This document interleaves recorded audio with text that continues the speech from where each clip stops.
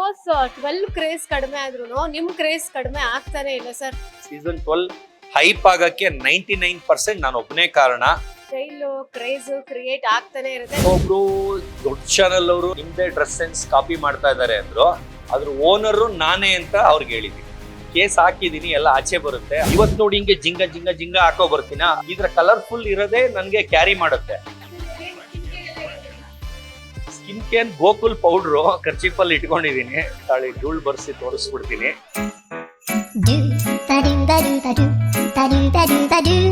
Negative comments ಆಗ್ತಾರಲ್ಲ, ಅವರಿಗೂ ಕೂಡ ನೀವು ಲೀಗಲ್ ಆಕ್ಷನ್ ತಗೊಳ್ತೀರಾ ಹೇಗೆ ಅಂತ ನೋಡೋದೇ ಇಲ್ಲ.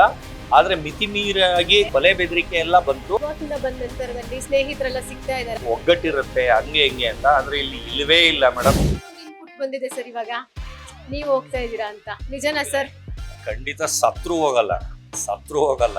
ನನ್ನ ಮಗನ್ನ ಲಾಂಚ್ ಮಾಡ್ತಾ ಇದ್ದೀನಿ, ನೀವೆಲ್ರು ಬನ್ನಿ ಅಂತ. ಯಾವಾಗ ಸರ್? ಮಗಂದು ಮೂವಿ ನೇಮು, ಆಮೇಲೆ ಅವನ್ನ ಹೀರೋ ಆಗಿ ಲಾಂಚ್ ಮಾಡ್ತಾ ಇದ್ದೀನಿ. ಅದನ್ನು ಸಸ್ಪೆನ್ಸ್ ಹೇಳ್ತೀನಿ. ಹೈಟ್ ಸಿಗ್ತಾ ಇಲ್ಲ, ಅದಕ್ಕೆ ಒದ್ದಾಡ್ತಾ ಇದೀವಿ. ಈಗ ಸಿಕ್ಕಿರೋರ್ದು ಒಂದು ಕ್ಲೂ ಕೊಡ್ತೀನಿ. 5.8 ಹೈಟ್ ಇದ್ದಾರೆ. ಪ್ಯಾನ್ ಇಂಡಿಯಾ ಸಿನಿಮಾ ತರ ಮಾಡ್ತೀರಾ ಅಥವಾ ನಮ್ಮ ಕರ್ನಾಟಕಕ್ಕೆ ಮಾತ್ರ ಸೀಮಿತನ, ಲೋಕಲ್ ಏಟ್ಸ್ ಮಾತ್ರ ಸೀಮಿತನ? ಬರೀ ಪ್ಯಾನ್ ಇಂಡಿಯಾಗೆ ಮಾಡ್ತಾ ಇರೋದು. ಅದ್ರಲ್ಲಿ Telugu first language.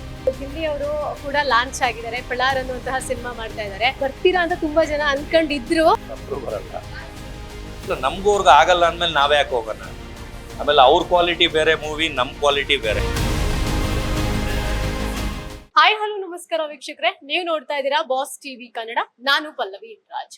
Big boss season 12 ಹವಾ ಕಡಿಮೆ ಆದ್ರೂ ನನ್ ಜೊತೆಗಿರುವಂತಹ ವ್ಯಕ್ತಿಯ ಕ್ರೇಜ್ ಕಡಿಮೆ ಆಗಿಲ್ಲ ಅಂತಾನೆ ಹೇಳ್ಬೋದು. ಇವರು ಬಿಗ್ ಬಾಸ್ ಮನೆ ಒಳಗಡೆ ಹೆಚ್ಚು ಸೌಂಡ್ ಮಾಡಿದ್ದಕ್ಕಿಂತ ಆಚೆ ಬಂದು ಜನಗಳ ಜೊತೆಗೆ ಹೆಚ್ಚು ಬೆರೆತು ಸಾಕಷ್ಟು ಅಭಿಮಾನಿಗಳನ್ನು ಕೂಡ ಗಳಿಸ್ಕೊಂಡಿದ್ದಾರೆ. ಸತೀಶ್ ಕ್ಯಾಡಬಮ್ ಸರ್ ಸದ್ಯಕ್ಕೆ ನನ್ ಜೊತೆ ಇದ್ದಾರೆ, ಅವ್ರನ್ನ ಮಾತಾಡಿಸ್ತಾ ಹೋಗೋಣ. ಸರ್ ಹೇಗಿದ್ದೀರಾ? ಚೆನ್ನಾಗಿದ್ದೀನಿ ಮೇಡಮ್, ನೀವ್ ಹೇಗಿದ್ದೀರಾ? ನಾನು ಅವಾಗ್ಲೇ ಹೇಳ್ದೆ ಚಂದ ಬ್ಯಾಟಿಂಗ್ ಮಾಡಿದ್ರಿ ಅಂತ. ನೀವು ತುಂಬಾ ಚೆನ್ನಾಗಿ ತಿಂತಾ ಇದ್ರಿ ಸರ್, ಯಾರ್ದು ದೃಷ್ಟಿ ಬೀಳ್ದೆ ಇರ್ಲಿ. ಸರ್ ಮತ್ತೊಂದೇನಪ್ಪಾ ಅಂತಾನೆ, ನೀವು ತುಂಬಾ ನಾನ್ ವೆಜ್ ಪ್ರಿಯರು, ಅಲ್ಲಿ ಬಿಗ್ ಬಾಸ್ ಮನೆಯಲ್ಲೂ ಕೂಡ ಹೇಳ್ತಾ ಇದ್ರಿ. ಸೊ ನಿಮ್ ಫೇವ್ರೆಟ್ ಡಿಶ್ ಯಾವ್ದು ಸರ್? ನನ್ಗೆ ಮಟನ್ನೇ ಫೇವ್ರೇಟ್. ಅದರಲ್ಲಿ ಚರ್ಬಿ ಇದ್ರೂನು ತಿಂತೀನಿ. ಅಂದ್ರೆ ಬೇರೆಯವ್ರು ಫ್ಯಾಟ್ ಇದ್ರೆ ಎತ್ತಿ ಬಿಸಾಕ್ಬಿಡೋದು, ಇಲ್ಲ ಅಯ್ಯೋ ಬೇಡ ಅಂತಾರೆ. ಆಮೇಲೆ ಮಟನ್ ತಿನ್ಬಾರ್ದು, ಹಾರ್ಟ್ ಅಟ್ಯಾಕ್ ಆಗುತ್ತೆ ಅಂತಾರೆ. ಅಂದ್ರೆ ಇವಾಗೆಲ್ಲ ನೋಡ್ತಾ ಇದ್ರೆ ಎಲ್ಲ ಜಿಮ್ಗೆ ಹೋಗೋರೆಲ್ಲ ಎಷ್ಟು ಮೇಂಟೈನ್ ಮಾಡಿ ಫುಡ್ ಇದು ಮಾಡ್ತಾ ಇರ್ತಾರೆ. ಅವ್ರಗಳಿಗೆ ಹಾರ್ಟ್ ಅಟ್ಯಾಕ್ ಆಗ್ತಾ ಇದೆ. ಆದ್ರೆ ನಾನ್ ತಿನ್ನೋ ಲೆವೆಲ್ಗೆ ನನ್ ಪ್ರಕಾರ ನಾ 10 ವರ್ಷದಿಂದನೇ ಹಾರ್ಟ್ ಅಟ್ಯಾಕ್ ಆಗಿ ಸಾಯ್ಬೇಕಾಗಿತ್ತು. ಇವತ್ತವರೆಗೂ ಒಂದು ವಾಕಿಂಗ್ ಹೋಗಲ್ಲ, ಜಿಮ್ಗೆ ಹೋಗಲ್ಲ, ಏನು ಇಲ್ಲ. ನೋಡಿ ಎಲ್ಲಾರು ಕೇಳ್ತಾರೆ ಹೆಂಗ್ ಬಾಡಿ ಮೇಂಟ್ ಮಾಡ್ತೀಯಾ, ಇಷ್ಟ್ ತಿಂತೀಯಲ್ಲ ಅಂತ ಕಣ್ಣು ಹಾಕ್ತಾರೆ. ಅಂದ್ರೆ ಇವತ್ತವರೆಗೂ ಹೊಟ್ಟೆ ನೋವು ಅಂದ್ರೆ ಏನು ಅಂತ ಗೊತ್ತಿಲ್ಲ, ತಲೆನೋವು ಅಂದ್ರೆ ಏನು ಅಂತ ಗೊತ್ತಿಲ್ಲ, ಡಿಪ್ರೆಷನ್ ಅಂದ್ರೆ ಅಂತ ಏನು ಅಂತಾನು ಗೊತ್ತಿಲ್ಲ. ಯಾಕಂದ್ರೆ ಕೆಲವು ಚಾನಲ್ ಅವರೆಲ್ಲ ಏನೇನೇನೇನೋ ಮಾತಾಡಿದ್ರು ನಾನು ಇಲ್ಗೂ ತಗೊಳ್ಳೋದಿಲ್ಲ. ಯಾಕಂದ್ರೆ ನಾನು ಏನು ತಪ್ಪು ಮಾಡೋದೇ ಇಲ್ಲ, ನಾನ್ ಮಾಡೋದೆಲ್ಲ ಕರೆಕ್ಟ್. ಅದು ಫೇಸ್ ಟು ಫೇಸ್ ಮೀಟ್ ಆದಾಗ ಮಾತ್ರ ಗೊತ್ತಾಗುತ್ತೆ. ಅದು ಬಿಟ್ಟು ಜನ 1000 ಮಾತಾಡ್ಲಿ, ಅದಕ್ಕೆ ನಾನು ತಲೆ ಕೆಡ್ಸ್ಕೊಳಲ್ಲ. ಅವರಿಂದ ನನ್ ಮನೆ ಏನ್ ಹಾಳಾಗಲ್ಲ. ನಾನು ಹಿಂಗೆ ಇರ್ತೀನಿ. ಸರ್ ಬಿಗ್ ಬಾಸ್ 12 ಕ್ರೇಜ್ ಕಡಿಮೆ ಆದ್ರೂ ನಿಮ್ ಕ್ರೇಜ್ ಕಡಿಮೆ ಆಗ್ತಾನೆ ಇಲ್ಲ ಸರ್. ಸೋಷಿಯಲ್ ಮೀಡಿಯಾದಲ್ಲಿ ಆಗ್ಬಹುದು, ಆಚೆ ಬಂದಾಗ ನಾನು ಅಲ್ಲಿ ನೋಡ್ತಾ ಇದ್ದೆ ಸೆಲ್ಫಿ ಎಲ್ಲ ತೆಗೆಸ್ಕೊಳ್ತಾ ಇದ್ರು ಸರ್. ಏನಂದ್ರು ಸರ್ ಫ್ಯಾನ್ಸ್? ಇಲ್ಲ, ನಾನು ಹೋಗಕ್ಕಿಂತ ಮುಂಚೆನೆ ಸೀಸನ್ 1 ಇಂದ 12 ವರ್ಗೂ ನನ್ನಷ್ಟು ಫೇಮಸ್ ಆಗೋದು, ಆಮೇಲೆ ಹಿಸ್ಟ್ರಿ ಕ್ರಿಯೇಟ್ ಮಾಡ್ತೀನಿ ಅಂತ ಹೇಳಿದ್ದೆ. ಅದೇ ಪ್ರಕಾರ ಸೀಸನ್ 12 ಮಾತ್ರ ಹಿಸ್ಟ್ರಿ ಕ್ರಿಯೇಟ್ ಆಯ್ತು. ಆದ್ರೆ ಸೀಸನ್ 13 ಅಷ್ಟು ಹಿಸ್ಟ್ರಿ ಕ್ರಿಯೇಟ್ ಆಗುತ್ತೋ ಇಲ್ವೋ ಗೊತ್ತಿಲ್ಲ. ಯಾಕಂದ್ರೆ ಸೀಸನ್ 12 ಹೈಪ್ ಆಗಕ್ಕೆ 99% ನಾನು ಒಬ್ಬನೇ ಕಾರಣ. ಆಮೇಲೆ ವಿನ್ನರ್ ಆಗೋದಕ್ಕೂ ನಾನೇ ಕಾರಣ. ಯಾಕಂದ್ರೆ ನಾನು ಕಾಂಪಿಟೇಷನ್ ತರ ಮಾಡಿದ್ಕೇನೆ ಜನ ಎಲ್ಲ ರೊಚ್ಚಿಗೆದ್ದು ಅಷ್ಟು ಆ ಲೆವೆಲ್ಗೆ ಕ್ರೇಜ್ ಸೃಷ್ಟಿ ಮಾಡಕ್ಕೆ ಕಾರಣ 99% ನಾನು ಒಬ್ನೇ ಅಂತ ಹೇಳಕ್ಕೆ ಇಷ್ಟಪಡ್ತೀನಿ. ಅದು ಮಾತುಗಳು, ಅದರಿಂದನೇ ಹೈಪ್ ಆಗಿದ್ದು. ಇದು ನೀವು ಒಪ್ತೀರಾ? ನಿಮ್ ಬಾಯಿಂದ ಹೇಳಿ, ಒಪ್ತೀರಾ? ಓಕೆ ಸರ್ ಮತ್ತೊಂದು, ನೀವೇನ್ ಮಾಡಿದ್ರು ಕೂಡ ಒಂದು ಸ್ಟೈಲ್ ಕ್ರೇಜ್ ಕ್ರಿಯೇಟ್ ಆಗ್ತಾನೆ ಇರುತ್ತೆ. ನೆಕ್ಸ್ಟ್ ಯಾರಾದ್ರೂ ಒಂದು ಕಾಪಿ ಮಾಡಿದ್ರೆ ಮಾಡ್ತಾರೆ. ಅದು ನಿಮ್ ಕಣ್ಣಿಗೆಲ್ಲ ಬಿದ್ದಿದ್ಯಾ ಸರ್? ಏನೇನು ನೀವೇನ್ ಸ್ಟೈಲ್ ಮಾಡಿದ್ರು ಅದನ್ನ ಒಂದಷ್ಟು ಜನ ಕಾಪಿ ಮಾಡೋರು ಇರ್ತಾರೆ. ಅದೆಲ್ಲ ನಿಮ್ ಕಣ್ಣಿಗೆ ಬಿದ್ದಿದ್ಯಾ? ನೋಡಿದಾಗ ಏನ್ ಅನ್ಸುತ್ತೆ ಅಂತ? ಇಲ್ಲ, ಈಗ ಯಾರೋ ಒಬ್ರು ದೊಡ್ಡ ಚಾನಲ್ ಅವರು ಏನು ಇವಾಗ ಅವರು ನಿಮ್ದೇ ಡ್ರೆಸ್ ಸೆನ್ಸ್ ಕಾಪಿ ಮಾಡ್ತಾ ಇದಾರೆ ಅಂದ್ರು. ನಾನು ಅದಕ್ಕೆ ಹೇಳಿದೆ, ನನ್ ಡ್ರೆಸ್ ಸೆನ್ಸ್ ಕಾಪಿ ಮಾಡ್ತಾ ಇಲ್ಲ, ನನ್ ಕದ್ದಿರೋ ಶರ್ಟ್ ಪ್ಯಾಂಟ್ ಇವಾಗ ಹಾಕೊಂಡ್ ಸ್ಟೈಲ್ ಮಾಡ್ತಾ ಇದಾರೆ. ಅದ್ರ ಓನರ್ ನಾನೇ ಅಂತ ಅವ್ರಿಗೆ ಹೇಳಿದೀನಿ. ಇಲ್ಲ, ಅದು ಕೇಸ್ ಹಾಕಿದೀನಿ, ಎಲ್ಲ ಆಚೆ ಬರುತ್ತೆ, ಆಮೇಲೆ ನಿಮ್ಗೆ ಗೊತ್ತಾಗುತ್ತೆ. ಕದ್ದಿರೋರ್ ಮೇಲೆ ಕೇಸ್ ಹಾಕಿದೀರಾ ಅಥವಾ ಕದ್ದಿರೋರ್ ಮೇಲೆ ಸಂಸ್ಥೆ ಮೇಲೆ ಕೇಸ್ ಹಾಕಿದೀನಿ. ನನ್ಗೆ ಇನ್ನೂ ರಿಟರ್ನ್ ಕೊಡ್ಸಿಲ್ಲ. ಕದ್ದಿರೋ ಐಟಮ್ ಇಷ್ಟು, ಅವ್ರು ಈ ಬಟ್ಟೆ, ಈ ಪ್ಯಾಂಟು, ಈ ಶರ್ಟು, ಈ ಶೂ, ಈ ಚಪ್ಪಲ್ ನಾನು ಓನರ್, ಇದನ್ನ ನನಗೆ ವಾಪಸ್ ಇಸ್ಕೊಟ್ಟಿಲ್ಲ ಅಂತ ಕೇಸ್ ಹಾಕಿದೀನಿ. ಅಂದ್ರೆ ಇನ್ನೊಂದು ತಿಂಗಳು ಇದೆ ಅಗ್ರಿಮೆಂಟ್, ಮುಗಿದ್ಮೇಲೆ ಎಲ್ಲ ಡೀಟೇಲ್ ಆಗಿ ಹೇಳ್ತೀನಿ. ಬಿಗ್ ಬಾಸ್ ಮನೆ ಒಳಗಡೆ ಇದ್ದಾಗ್ಲಾ ಅಥವಾ ಆಚೆ ಬಂದ್ಮೇಲ? ಎಲ್ಲ ಹೇಳ್ತೀನಿ ಮೇಡಮ್. ಅಲ್ಲ, ಒಳಗಿದ್ದಾಗ್ಲೇ ಕಳ್ತನ ಆಗಿರೋದು. ಸರ್, ಈಗ ನೀವ್ ಹೇಳಿದ್ರಿ ನಾನು ಏನು ಮೇಂಟೈನ್ ಮಾಡಲ್ಲ ಬಾಡಿನ, ಆದ್ರೂ ನಾನು ಫಿಟ್ ಅಂಡ್ ಫೈನ್ ಆಗಿದ್ದೀನಿ ಅಂತ. ಈಗ ನೆಕ್ಸ್ಟ್ ಕ್ವೆಶನ್ ಅಂತ ಅದೇ ಇತ್ತು, ನೀವ್ ಹೆಂಗ್ ಸರ್ ಮೇಂಟೈನ್ ಮಾಡ್ತೀರಾ ಅಂತ ಹೇಳಿ. ಸೊ ನಿಮ್ ಡೈಲಿ ರೂಟೀನ್ ಹೇಗಿರುತ್ತೆ? ಮೇಡಮ್, ಬೆಳಗ್ಗೆ 6-6:30 ಎದ್ದಿರ್ತೀನಿ. ನಮ್ಮಮ್ಮ ಏನಾದ್ರು ಟೀ ಮಾಡಿದ್ರೆ ಅದನ್ನ ಕುಡಿತೀನಿ. ನಮ್ಮಮ್ಮ ಇನ್ನೂ ಎದ್ದಿಲ್ಲ ಅಂದ್ರೆ ನಾನೇ ಟೀ ಮಾಡ್ಬಿಡ್ತೀನಿ. ನಮ್ಮಮ್ಮನ್ಗಿನ್ ಚೆನ್ನಾಗಿ ಟೀ ಮಾಡ್ತೀನಿ. ಅದಾದ್ಮೇಲೆ ಟೀ ಕುಡಿತಾ ಕುಡ್ದಾದ್ಮೇಲೆ ಮಲ್ಕೊಂಡು ಸೋಫಾ ಮೇಲೆ ನ್ಯೂಸ್ ಚಾನಲ್ ಆನ್ ಮಾಡ್ಕೊಳ್ತೀನಿ. ಹಂಗೆ ಸೀರಿಯಲ್, ಕನ್ನಡ ಸೀರಿಯಲ್ಗಳು ಯಾವ್ಯಾವ್ದಿದೆ ಎಲ್ಲಾ ಸೀರಿಯಲ್ನು ನೋಡ್ತೀನಿ. ಅದಾಗ್ತಿದಂಗೆ ತಿಂಡಿ ಮಾಡ್ತೀನಿ. ತಿಂಡಿ ಆಗ್ತಿದಂಗೆ ತಿರ್ಗಾ ಮಲ್ಕೊಂಡೇ ಇರ್ತೀನಿ. ಅಂದ್ರೆ ಫಂಕ್ಷನ್ಗೆ ಹೋಗದೆ ಇದ್ರೆ, ಅಂದ್ರೆ ಮನೇಲಿ ಫ್ರೀ ಆಗಿದ್ರೆ ಮಾತ್ರ. ಅಂದ್ರೆ ಫಂಕ್ಷನ್ ಅಲ್ಲಿ ಇಲ್ಲಿ ಹೋದಾಗಲ್ಲ, ಮನೇಲಿ ಇದ್ದಾಗ. ಆಮೇಲೆ ತಿರ್ಗಾ ಮಧ್ಯಾಹ್ನ ಎದ್ಬಿಟ್ಟು ಊಟ ಮಾಡ್ತೀನಿ, ತಿರ್ಗಾ ಮಲ್ಕೊಂಡೇ ಇರ್ತೀನಿ. ತಿರ್ಗಾ ಸಾಯಂಕಾಲ ಸೀರಿಯಲ್ ಆಳು ಮುಳ್ಳು ನೋಡ್ತೀನಿ. ತಿರ್ಗಾ ರಾತ್ರಿ ತಿಂದು ಮಲ್ಕೊಂತೀನಿ. ನಾನು ಮನೇಲಿದ್ರೆ 9:30 10:00 ಒಳಗೆ ನಾನು ಮಲ್ಕೊಂಡ್ಬಿಡ್ತೀನಿ. ಅದರಿಂದ ಎಲ್ಲರೂ ಹೇಳ್ತಾರೆ ಇಷ್ಟು ಗ್ಲೋ ಇದೆಯಾ, ಒಂಚೂರು ಡಾರ್ಕ್ ಸರ್ಕಲ್ಸ್ ಇಲ್ಲ, ಏನಿಲ್ಲ ಅಂತ. ನಾನು ಏನ್ ವಿಷಯನೂ ತಲೆ ಒಳಗೆ ತಗೊಳಲ್ಲ, ಹಾರ್ಟ್ಗೂ ತಗೊಳಲ್ಲ, ಏನು ತಗೊಳಲ್ಲ. ನಾನ್ ತಪ್ಪು ಮಾಡಲ್ವಲ್ಲ, ಅದಕ್ಕೆ ನನ್ನ ಪಾಡಿಗೆ ನಾನು ಇರ್ತೀನಿ. ನಾನು ಯಾರ್ದು 1000 ಮಾತಾಡಿದ್ರೆ ಅವ್ರ ದುಡ್ಡಲ್ಲಿ ನಾನು ಏನ್ ಶೋಕಿ ಮಾಡ್ತಾ ಇಲ್ಲ.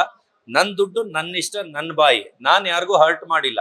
ಆದ್ರೆ ನಾನು ನಾರ್ಮಲ್ ಆಗಿ ಏನಾರ ಮಾಡಿದ್ರು ಅದನ್ನ ಎತ್ಕೊಟ್ಬಿಟ್ಟು, ಜನ ಈ ನಾರ್ದ ಶಕುನಿ ತರ ಇರ್ತಾರೆ, ಅವ್ರು ಎತ್ಕೊಟ್ಬಿಟ್ಟು ಅವ್ರಿಗೆ ಹರ್ಟ್ ಆಗಂಗ್ ಮಾಡ್ತಾರೆ ಹೊರತು ನಾನು ಆ ಇಂಟೆನ್ಷನ್ ಇಲ್ದೆ ಮಾಡಲ್ಲ.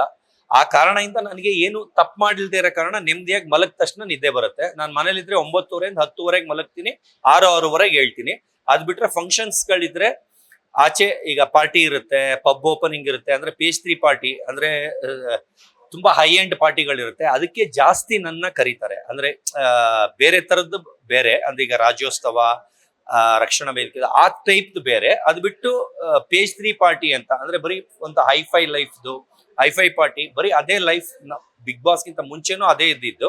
ಇವಾಗ ಅದಿನ್ನೂ ಜಾಸ್ತಿ ಆಗಿದೆ. ಆದ್ರೆ ನಾನು ಅದನ್ನ ಜಾಸ್ತಿ ಫೋಟೋಸ್ ಬಿಟ್ಕೊಳ್ತಾ ಇಲ್ಲ, ಯಾಕಂದ್ರೆ ಕಣ್ಣು ಬೀಳುತ್ತೆ ಅಂತ. ಯಾಕಂದ್ರೆ ಒಂದು ಚಿಕ್ಕದ ಏನೋ ಒಂದು ಫಂಕ್ಷನ್ಗೆ ಹೋದ್ರು ಅಲ್ಲಿ ಕೆಡದಾಗ ಕಮೆಂಟ್ ಹಾಕ್ತಾರೆ.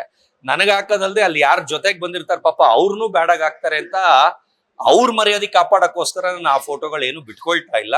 ಆದ್ರೆ ನೆಕ್ಸ್ಟ್ ಲೆವೆಲ್ಗೆ ನನ್ನ ಮಗನ್ನ ಲಾಂಚ್ ಮಾಡ್ತಾ ಇದ್ದೀನಿ. ಅವತ್ತು ಎಷ್ಟು ಜನ ಬರ್ನ್ ಆಗ್ತಾರೋ ಏನ್ ಮಾಡ್ತಾರೋ ಗೊತ್ತಿಲ್ಲ, ಆದ್ರೆ ಆ ತರ ನೆಕ್ಸ್ಟ್ ಲೆವೆಲ್ಗೆ ಪ್ಲಾನ್ ಮಾಡಿ. ಸರ್, ನಿಮ್ ಲೈಫ್ ಸ್ಟೈಲೇ ಒಂಥರ ಚಂದ ಅನಿಸ್ತಿದೆ ಸರ್. ನಾನು ಕೇಳಿಸ್ತಾ ಇದ್ರೆ ಈಗ ನಾನು ನೋಡ್ತಾ ಇದ್ದೆ, ಶೂಸ್ ಇಂದ ಹಿಡಿದು ಕರ್ನಾಟಕದ ತನಕನೂ ಬಹಳ ಸ್ಟೈಲಿಶ್ ಲುಕ್ ಅಲ್ಲಿ ಇವತ್ತು ಕಾಣಿಸ್ಕೊಂಡಿದ್ದೀರಾ. ಸೊ ಇದನ್ನೆಲ್ಲ ನೀವು ಎಲ್ಲಿ ಬೈ ಮಾಡ್ತೀರಾ ಅಂತ? ಒಂದೊಂದು ಈವೆಂಟ್ಗೂ, ಒಂದೊಂದು ಇಂಟರ್ವ್ಯೂಗೂ ಒಂದೊಂದು ರೀತಿನಲ್ಲಿ ಶರ್ಟ್ ಗಳನ್ನ, ಶೂಸ್, ಗ್ಲಾಸಸ್, ಗಾಗಲ್ಸ್ ಎಲ್ಲ ಹಾಕಿರ್ತೀರಾ. ಎಲ್ಲಿ ಬೈ ಮಾಡ್ತಾರೆ? ಆನ್ಲೈನ್ ಅಥವಾ ಆಫ್ಲೈನ್? ಮೇಡಮ್, ಇವಾಗ ನಾನು ನಿಮ್ಗೆ ಒಂದು ಕ್ವಶನ್ ಕೇಳ್ತೀನಿ. ಮಾಲ್ ಅಲ್ಲಿ ಇಷ್ಟು ಜನ ಬಂದಿದ್ದಾರೆ, ಇದು ಡೈರೆಕ್ಟ್ ಆಗಿ ಆನ್ಸರ್ ಮಾಡ್ಬೇಕು, ಯೋಚನೆ ಮಾಡಿ ಹೇಳ್ಬಾರ್ದು. ಇಷ್ಟು ಜನ ಆಕ್ಟರ್ಸ್ ಬಂದಿದ್ದಾರೆ, ಇಷ್ಟು ಜನ ಸೆಲೆಬ್ರಿಟೀಸ್ ಬಂದಿದ್ದಾರೆ. ಇಷ್ಟು ಜನ ಅಲ್ಲಿ ನೀವ್ ಎಂಟ್ರಿ ಕೊಟ್ಟ ತಕ್ಷಣ ಬರ್ತಿದಂಗೆನೆ ನಿಮ್ಗೆ ಹೈಲೈಟ್ ಆಗಿ ಕಾಣಿಸಿದ್ ಯಾರು? ನಾನೇನಾ? ಒಪ್ಕೊಳ್ತೀರಾ? ಏನಿಂದ ಹೈಲೈಟ್ ಆಗಿ ಕಾಣಿಸ್ದೆ? ಓಕೆ, ಅಲ್ಲ, ನಾನ್ ಚೆನ್ನಾಗಿದ್ದೀನಾ? ನನ್ನ ಡ್ರೆಸ್ ಸೆನ್ಸ್ ಚೆನ್ನಾಗಿದ್ಯಾ? ನಾನು ಹಾಕೋ ಕಲರ್ ಕಾಂಬಿನೇಷನ್, ಸ್ಟೈಲು ಎಲ್ಲ ಚೆನ್ನಾಗಿದ್ಯಾ?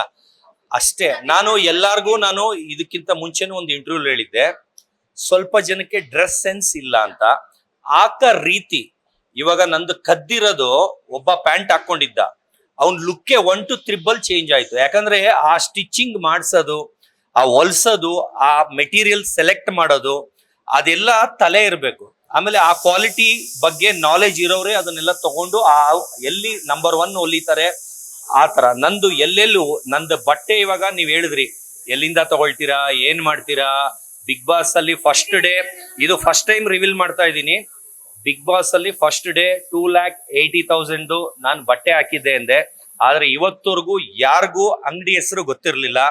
ಮಿರಾಜ್ ಅನ್ವರ್ ಅಂತ ಓನರ್ ಹೆಸರು, ಅಂಗಡಿ ಹೆಸರು ಮಿರಾಜ್ ಅಂತ. ಇದು ಕಮರ್ಷಿಯಲ್ ಸ್ಟ್ರೀಟ್ ಅಲ್ಲಿ ಹೋಗ್ತಾ ರೈಟ್ ಸೈಡ್ ಅಲ್ಲಿ ಇದೆ. ಅಲ್ಲಿಂದನೇ ನಾನು ಬಟ್ಟೆಗಳೆಲ್ಲ ತಗೊಂಡಿದ್ದು, ಅಲ್ಲಿದೆ ನಾನು ಬಟ್ಟೆ ಹಾಕಿರೋದು. ಇದು ಮಿರಾಜ್ ಅಂತ ಅಂಗಡಿ ಹೆಸರು, ಮಿರಾಜ್ ಅನ್ವರ್ ಅಂತ ಓನರ್ ಹೆಸರು. ನಿಮ್ಮ ಡಿಸೈನರ್ ಯಾರು ಸರ್? ಅಂದ್ರೆ ನೀವೇ ಹೇಳ್ತೀರಾ ನಂಗೆ ಇದೇ ತರ ಬೇಕು ಅಂತ, ಅಥವಾ ಅವ್ರು ನಿಮ್ಮನ್ನ ನೋಡ್ಬಿಟ್ಟು ಅವರೇ ಸ್ಟಿಚ್ ಮಾಡೋದು? ಮೇಡಮ್ ನಾನು ಫಸ್ಟ್ ಚಿಕ್ಕವನಿಂದನೂ ನೀವು ಹಳೆ ಫೋಟೋ ಕಾಲೇಜ್ ಲೈಫ್ ಇಂದನೂ ನೋಡಿಸ್ಬೋದು. ನನಗೆ ಬ್ಯಾಗಿ ಅಂತ 10ನೇ ಕ್ಲಾಸಲ್ಲಿ ಬ್ಯಾಗಿ ಅಂತ ಕರೆಯೋರು. ಅಂದ್ರೆ ಅವಾಗ್ಲೂ ಪ್ಯಾಂಟ್ ನ ಒಂಥರ ಸ್ಟೈಲ್ ಆಗಿ ಹೊಲ್ಸೋದು, 10 ಜನ ಮುಂದೆ ನಾನು ಒಬ್ನೇ ಎದ್ ಕಾಣ್ಬೇಕು, ಆ ತರ ಡ್ರೆಸ್ ಸೆನ್ಸ್. ಅದು ಏನಾಗೋಯ್ತು, ಬರ್ತಾ ಬರ್ತಾ ಬರ್ತಾ ಹಂಗೆ ಇದಾಗೋಯ್ತು. ಇವಾಗ ನೋಡಿ, ನಾನು ಮೊನ್ನೆ ಒಂದು ಯಾವ್ದೋ ಮೂವಿಗೆ, ಗರುಡ ಮೂವಿಗೆ ಹೋಗಿದ್ದೆ, ವೈಟ್ ಶರ್ಟ್ ಹಾಕೊಂಡು ಹೋಗಿದ್ದೆ. ನನಗೆ ಮೂಡ್ ಆಫ್ ಆಗಿ ಹೋಗಿತ್ತು. ಅದಕ್ಕಂದ್ರೆ ನಾನು ಎದ್ ಕಾಣಲ್ಲ. ವೈಟ್ ಶರ್ಟ್, ಪ್ಲೇನ್ ಶರ್ಟ್ ಹಾಕಿದ್ರೆ, ಸಿಂಗಲ್ ಕಲರ್ಸ್ ಹಾಕಿದ್ರೆ ನಾನು ಎದ್ ಕಾಣಲ್ಲ. ಇವತ್ ನೋಡಿ ಹಿಂಗೆ ಜಿಂಗ ಜಿಂಗ ಜಿಂಗ ಹಾಕೋ ಬರ್ತೀನ, ಅದು ನನಗೆ ಸೂಟ್ ಆಗುತ್ತೆ. ಯಾಕಂದ್ರೆ ನನ್ನ ಬಾಡಿಗೆ ಇದ್ರ ಕಲರ್ಫುಲ್ ಇರೋದೇ ನನಗೆ ಕ್ಯಾರಿ ಮಾಡುತ್ತೆ. ಮಿಕ್ಕಿದ್ ನನಗೆ ಸೆಟ್ಟೇ ಆಗಲ್ಲ. ಇವಾಗ ನಾನೇ ಏನಾದ್ರು ಬ್ಲಾಕ್ ಶರ್ಟ್ ಪ್ಲೇನ್ ಇಲ್ಲ ವೈಟ್ ಶರ್ಟ್ ಪ್ಲೇನ್ ಹಾಕಿದ್ರೆ ನಾನೇ ಡಲ್ ಆಗ್ಬಿಡ್ತೀನಿ. ಅಂದ್ರೆ ನಾನು ಚೆನ್ನಾಗಿ ಡ್ರೆಸ್ ಮಾಡಿಲ್ವೇನೋ ಆತರ ನನ್ಗೆ ಫೀಲ್ ಬಂದ್ಬಿಡುತ್ತೆ. ಆ ತರ ಕಾರಣದಿಂದ ನಾನು ಅದನ್ನ ಇದ್ರೂ ಹಾಕಲ್ಲ. ಆದಷ್ಟು ಹೊರಗಡೆ ಬಂದ ಕಲರ್ಫುಲ್ ಆಗಿ ಸರ್, ಈ ಸ್ಕಿನ್ ಕೇರ್ ಅದನ್ನೆಲ್ಲ ಮಾಡ್ತೀರಾ ಸರ್ ನೀವು? ಮೇಡಮ್, ನೀವ್ ಅನ್ಕೊಂಡಂಗೆ ಅಲ್ಲ, ಗ್ಲೋ ಕಾಣಿಸ್ತಾ ಇದೆಯಾ? ಮೊದ್ಲಿಗಿಂತ ಬಿಗ್ ಬಾಸ್ ಗಿಂತ ಚೆನ್ನಾಗಿದ್ದೀನಾ? ಅಲ್ಲ, ಅಲ್ಲಿ ಹೊಟ್ಟೆಗೆ ಊಟ ಇಲ್ದೆ ಎಲ್ಲ ಮೂಳೆ ಬಿಟ್ಕೊಬಿಟ್ಟಿದ್ದೆ. ಆದ್ರೆ ಬಂದ್ಮೇಲೆ ದಿನ ಮಟನ್ ಚಿಕನ್ ತಿನ್ಕೊಂಡು ಈ ತರ ಆಗಿದ್ದೀನಿ. ಸ್ಕಿನ್ ಕೇರ್ ಗೋಕುಲ್ ಪೌಡ್ರು ಖರ್ಚಿಪಲ್ಲಿ ಇಟ್ಕೊಂಡಿದೀನಿ. ತಾಳಿ ಧೂಳ್ ಬರ್ಸಿ ತೋರಿಸ್ಬಿಡ್ತೀನಿ. ಇಲ್ಲಿ ಕಾಣಿಸುತ್ತಾ ಲೈಟ್ಗೆ ನಿಮ್ಗೆ? ಬರ್ತಾ ಇದೆಯಾ ಸರ್? ಇಷ್ಟೇ ನಂದು ಸೀಕ್ರೆಟ್. ಇದ್ರಲ್ಲಿ ಖರ್ಚಿಪಲ್ಲಿ ಗೋಕುಲ್ ಪೌಡರ್ ಹಾಕೋ ಬಂದಿದೀನಿ. ಈಗ ನಿಮ್ ಮುಂದೆನೆ ನೋಡಿ, ಇಲ್ಲಿ ಎಲ್ಲ ಆಯಿಲ್ ಇದೆಯಾ? ಸುಮ್ನೆ ತಾಳಿ ಹೋಯ್ತಾ ಈಗ ನೋಡಿ, ಆಯಿಲ್ ಮೂಗ್ ಮೇಲೆ ಮಾತ್ರ ಪ್ರೆಸ್ ಮಾಡ್ಕೊಂಡೆ. ಆ ತರ ಆಯಿಲ್ ಬಂದಾಗ ಸುಮ್ನೆ ಹಿಂಗೆ ಪ್ರೆಸ್ ಮಾಡ್ಕೊಳ್ತೀನಿ. ಅಷ್ಟಕ್ಕೆ ಅದು ಗ್ಲೋ ಕಾಣುತ್ತೆ. ಆಮೇಲೆ ಫ್ರೆಶ್ನೆಸ್ ಕಾಣುತ್ತೆ. ಅಂದ್ರೆ ಟಾಯ್ಲೆಟ್ಗೆ ಹೋಗಿ ಮುಖ ತೊಳ್ಕೊಂಡ್ ಬಂದಂಗ್ ಕಾಣಿಸುತ್ತೆ. ನಾನು ಒಂದ್ಸಲಿ ಸ್ನಾನ ಮಾಡಿದ್ರೆ ಅಷ್ಟೇ, ತಿರ್ಗಾ ನನ್ನ ಮುಖನೂ ತೊಳೆಯೋದಿಲ್ಲ. ಕಾರಣ ಏನಂದ್ರೆ, ಮುಖ ತೊಳೆದಾಗ ಇಲ್ಲಿ ನೀರ್ ತೆಚ್ಚಾದ್ರೆ ನಂಗೆ ಕರ್ಲಿ ಆಗ್ಬಿಡುತ್ತೆ ಅದು. ಆಮೇಲೆ ಮಳೆ ನೀರ್ ಬಿದ್ರು ಕರ್ಲಿ ಆಗ್ಬಿಡುತ್ತೆ. ಆ ಕಾರಣದಿಂದ. ಆದ್ರೆ ಈಗ ಸ್ಟ್ರೈಟ್ನಿಂಗ್ ಮಾಡಿಸ್ಕೊಂಡಿದ್ದೀನಿ.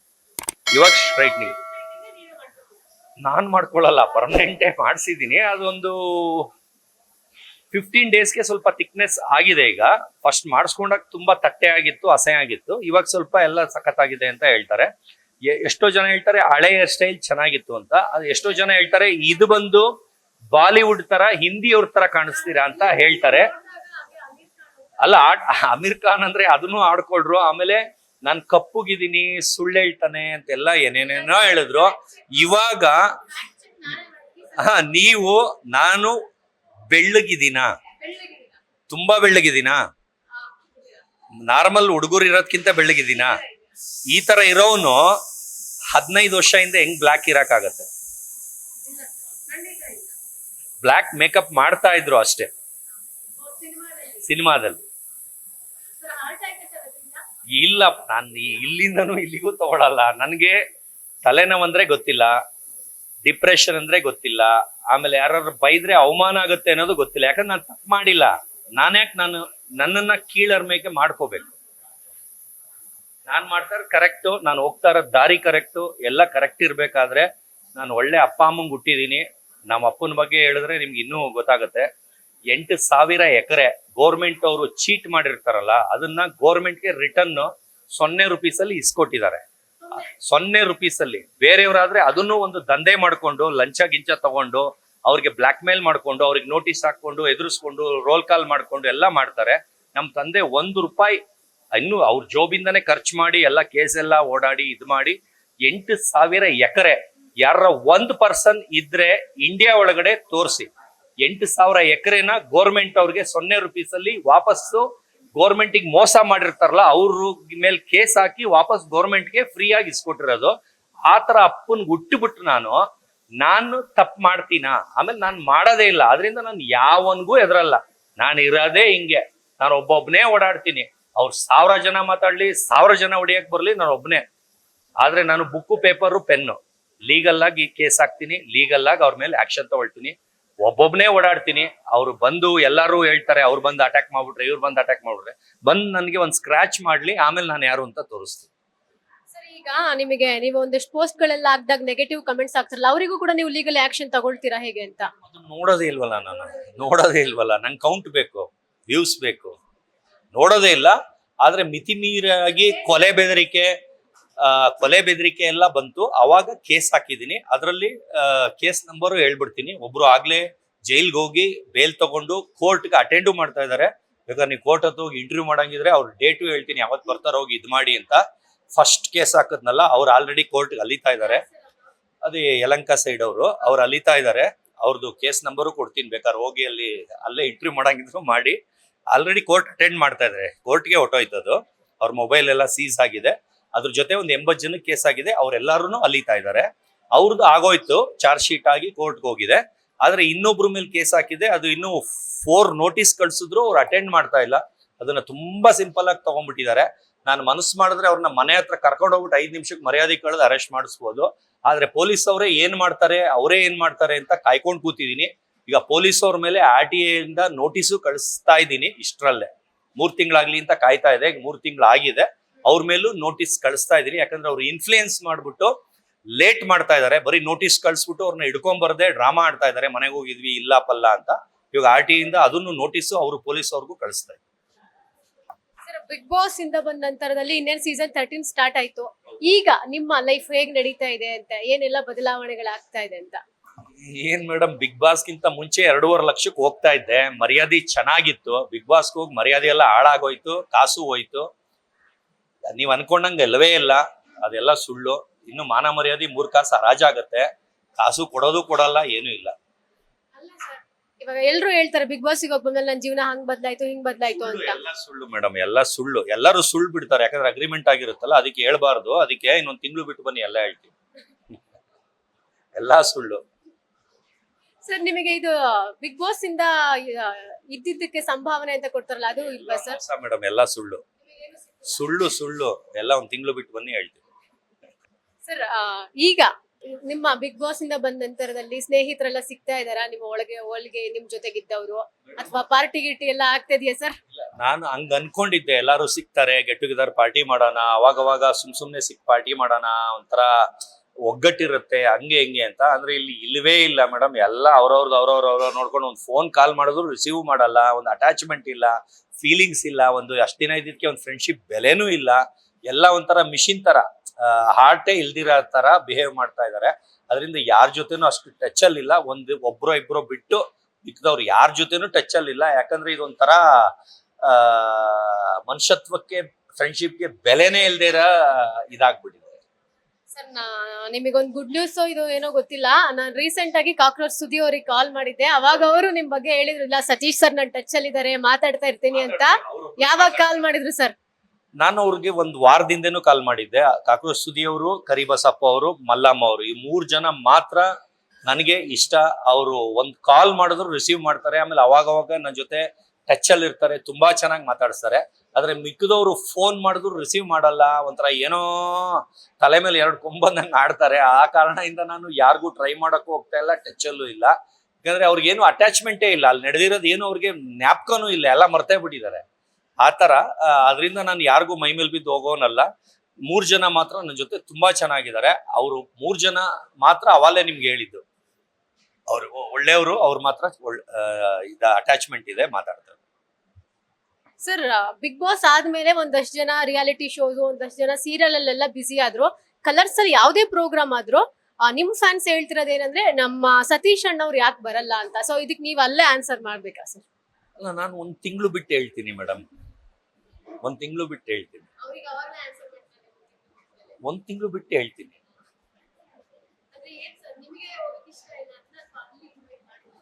ಹಂಗಲ್ಲ, ಇನ್ವೈಟ್ ಮಾಡಿ ದೊಡ್ಡ ಮನೆಗೆ ಹೋಗಿದ್ದೆ, ಗಿಚ್ಚಿಗಿಲಿಗೆ ಹೋಗಿದ್ದೆ, ಎಲ್ಲದಕ್ಕೂ ಹೋಗಿದ್ದೆ. ಅದಕ್ಕೆ ಅದು ಕ್ವಾಟ್ಲೆ ಕಿಚನ್ಗೆ ಹೋಗ್ಬೇಕಿತ್ತು, ನಾನೇ ಹೋಗ್ಲಿಲ್ಲ. ದುಡ್ಡು ಕೊಡಲ್ಲ, ಅದಕ್ಕೆ ಹೋಗ್ಲಿಲ್ಲ. ಸರ್, ಸೀಸನ್ 13 ಸ್ಟಾರ್ಟ್ ಆಗ್ತಾ ಇದೆ. ಪಬ್ಲಿಕ್ಸ್ ಕೂಡ ಹೋಗ್ಬೋದು ಅಂತ ಹೇಳ್ತಾ ಇದ್ದಾರೆ. ಸೊ ನಿಮಗೆ ಏನಾದ್ರು ಅಪ್ಡೇಟ್ಸ್, ಇನ್ಪುಟ್ಸ್ ಏನಾದ್ರು ಬಂತ ಸರ್ ಇದ್ರ ಬಗ್ಗೆ? ಇಲ್ಲ, ಆತರ ಏನಿಲ್ಲ. ಅವ್ರೆ ಹಂಗೆ ಸೀಕ್ರೆಟ್ ಹೇಳಲ್ಲ ಅವರು. ಯಾಕಂದ್ರೆ ಸುಮ್ನೆ ತುಂಬಾ ಜನ ಟ್ರೈ ಮಾಡ್ತಾ ಇದ್ದಾರೆ, ತುಂಬಾ ಜನ ಆಸೆ ಬಿದ್ದಿರ್ತಾರೆ. ಅಂದ್ರೆ ಅದ್ರಲ್ಲಿ ಸೆಲೆಕ್ಟ್ ಆಗೋದು ಅವರೇ ಫಿಕ್ಸ್ ಮಾಡ್ಕೊಂಡಿರ್ತಾರೆ, ಅವರೇ ಆಗೋದು. ಅದು ಬಿಟ್ಟು ಬೇರೆ ಇನ್ಯಾರು ಅವ್ರು ತಗೊಳ್ಳೋದಿಲ್ಲ. ಆಮೇಲೆ ನೀವ್ ಯಾರ್ಯಾರು ಗೆಸ್ ಮಾಡ್ತಾ ಇದ್ರೆ ಅವ್ರನ್ನ ಒಬ್ಬರನ್ನೂ ತಗೊಳ್ಳೋದಿಲ್ಲ. ಅದೆಲ್ಲಾ ಸುಳ್ಳು, ಅದೆಲ್ಲ ಓಳು. ಅವರೇ ಅವ್ರ ಪ್ರಕಾರ ಅವ್ರಿಗೆ ಯಾರು ಇದು ಆತರ ಅವ್ರ ಅಳತಿ ತೂಕ ಮಾಡಿ ಅವ್ರನ್ನ ತಗೊಳ್ತಾರೆ. ನಮಗೊಂದು ಇನ್ಪುಟ್ ಬಂದಿದೆ ಸರ್, ಇವಾಗ ನೀವು ಹೋಗ್ತಾ ಇದ್ದೀರಾ ಅಂತ, ನಿಜನಾ ಸರ್? ಖಂಡಿತ ಸತ್ರು ಹೋಗಲ್ಲ. ಇಲ್ಲ ನಾಯಿಪಾಡು ಮೇಡಮ್, ನಾಯಿಪಾಡು ಏನಕ್ಕೆ ಹೋಗೋಣ? ನಾಯಿಪಾಡು ಇದ್ರೂ ಹೋಗಲ್ಲ ಮೇಡಮ್. ಫ್ಯಾನ್ ಸಿಗ್ಬೇಕಾದ್ರೆ ಕರೆದ್ಬಿಟ್ಟು ನಮ್ಮನೇಲಿ ಪಾರ್ಟಿ ಕೊಡಿಸ್ಬಿಡ್ತೀನಿ. ಸತ್ರು ಹೋಗಲ್ಲ. ಹೇಳ್ತಾ ಇದ್ರಿ ನೆಕ್ಸ್ಟ್ ನನ್ನ ಮಗನ ಲಾಂಚ್ ಮಾಡ್ತಾ ಇದ್ದೀನಿ, ನೀವೆಲ್ರು ಬನ್ನಿ ಅಂತ. ಯಾವಾಗ ಸರ್, ಏನ್ ಪ್ರೋಗ್ರಾಮು? ಏನಿಲ್ಲ, ಮಗಂದು ಮೂವಿ ನೇಮು, ಆಮೇಲೆ ಅವನ್ನ ಹೀರೋ ಆಗಿ ಲಾಂಚ್ ಮಾಡ್ತಾ ಇದ್ದೀನಿ. ಇನ್ನೊಂದು ತಿಂಗಳಲ್ಲಿ ಎಲ್ಲಾರನ್ನೂ ಕರಿತೀನಿ, ದಯವಿಟ್ಟು ಬನ್ನಿ. ಅವಾಗ್ಲೇ ರಿವೀಲ್ ಮಾಡ್ತೀನಿ. ಅಲ್ಲ, ಎಲ್ಲ ರೆಡಿ ಇದೆ, ಜೋಬಲ್ಲೇ ಇದೆ, ತೋರಿಸ್ತೀನಿ. ಹೆಸರು ಬಿಟ್ಟು ಮಿಕ್ಕಿದೆಲ್ಲ ಅದನ್ನು ಸಸ್ಪೆನ್ಸ್ ಹೇಳ್ತೀನಿ. ಅಂದ್ರೆ ಇಬ್ರು ಇದಾರೆ ಅದರಲ್ಲಿ, ಫೈನಲ್ ಇಬ್ರಲ್ಲಿ ಒಬ್ರು ಆಗ್ತಾ ಇದೆ, ಅದನ್ನು ಹೇಳ್ತೀನಿ. ನಾನು ಹೈಟ್ ಸಿಗ್ತಾ ಇಲ್ಲ, ಅದಕ್ಕೆ ಒದ್ದಾಡ್ತಾ ಇದೀವಿ. ಈಗ ಸಿಕ್ಕಿರೋರ್ದು ಒಂದು ಕ್ಲೂ ಕೊಡ್ತೀನಿ. 5.8 ಹೈಟ್ ಇದ್ದಾರೆ ಅಷ್ಟೇ. ಹೀರೋಯಿನ್ 5.8 ಹೈಟ್ ಇದ್ದಾರೆ. ಮಿಕ್ಕಿದವ್ರೆಲ್ಲ 5'5" ಒಳಗಡೆನೆ ಇದ್ರು, 5'4", 5'5" ಆ ತರ. ಆದ್ರೆ ನಾವೀಗ ಹುಡುಕಿರೋರು 5.8 ಇದ್ದಾರೆ. ಇಲ್ಲ ಬೇರೆಯವ್ರೆ ಇಲ್ಲ. ನನ್ನ ಮಗನ್ಗಿಂತ ಒಂದ್ 2 ವರ್ಷ ಡಿಫ್ರೆನ್ಸ್ ಅಷ್ಟೇ, 2 years ಡಿಫ್ರೆನ್ಸ್. ನಿಮ್ ಮಗ ಒಪ್ಕೊಂಡ್ರ ಸರ್ ಸಿನಿಮಾ ಮಾಡಕ್ಕೆ ಎಲ್ಲದಕ್ಕೂ? ಅವ್ರಿಗೆ ಇಂಟ್ರೆಸ್ಟ್ ಯಾವ್ದ್ರಲ್ಲಿ ಇಂಟ್ರೆಸ್ಟ್ ಜಾಸ್ತಿ ಅವ್ರಿಗೆ? ಮೇಡಮ್, ಆಲ್ರೆಡಿ ಆಕ್ಟಿಂಗ್ ಕ್ಲಾಸ್ ಹಾಕಿದೀನಿ, ಫೈಟಿಂಗ್ ಕ್ಲಾಸ್ ಹಾಕಿದೀನಿ, ಹಾರ್ಸ್ ರೈಡಿಂಗ್ ಹಾಕಿದೀನಿ, ಡ್ಯಾನ್ಸ್ ಒಂದು ಬಿಟ್ಟು. ಯಾಕಂದ್ರೆ ಅವ್ನಿಗೆ ಸ್ವಲ್ಪ ಟಯರ್ಡ್ ಆಗ್ತಾ ಇದ್ದಾನೆ, ಎಲ್ಲ ದೂರ ಇರೋದ್ರಿಂದ ಓಡಾಡೋದು. ಈಗ ಅದೆಲ್ಲ ಮುಗಿದ ಮೇಲೆ ನಾನು ಡ್ಯಾನ್ಸ್ ಇದಕ್ಕೆ ಆಗ್ತಾ ಇದ್ದೀನಿ. ಏನ್ ಹೇಳ್ತಾ ಇದಾರೆ ಅಂತಂದ್ರೆ, ನಿಮ್ಮ ಫ್ಯಾನ್ಸ್ ಗ್ರೂಪ್ ಅವರು, ನೀವು ಬಹಳ ದಿನ ಆಯ್ತು ಈ ತರ ಅನೌನ್ಸ್ ಮಾಡಿ, ಈಗ ಗೆಟ್ ಟುಗೆದರ್ ಆಗೋಣ, ಬರ್ತಾ ಇದ್ದೀನಿ, ಸಿನಿಮಾ ಮಗಂಗೆ ಸಿನಿಮಾ ಮಾಡೋಣ ಅಂತ. ಏನು ಅಂದ್ರೆ ಪ್ಯಾನ್ ಇಂಡಿಯಾ ಸಿನಿಮಾ ತರ ಮಾಡ್ತೀರಾ ಅಥವಾ ನಮ್ಮ ಕರ್ನಾಟಕಕ್ಕೆ ಮಾತ್ರ ಸೀಮಿತನ, ಲೋಕಲ್ ಏಟ್ಸ್ ಮಾತ್ರ ಸೀಮಿತನ? ಇಲ್ಲ, ಬರೀ ಪ್ಯಾನ್ ಇಂಡಿಯಾಗೆ ಮಾಡ್ತಾ ಇರೋದು. ಅದ್ರಲ್ಲಿ ತೆಲುಗು ಫಸ್ಟ್ ಲ್ಯಾಂಗ್ವೇಜ್, ತೆಲುಗು. ಅಲ್ಲಿ ಲೈಟ್ ಟಿಕೆಟ್ ತಗೊಂಡು ಯಾರು ಒಳಗೆ ಬರಲ್ವಲ್ಲ.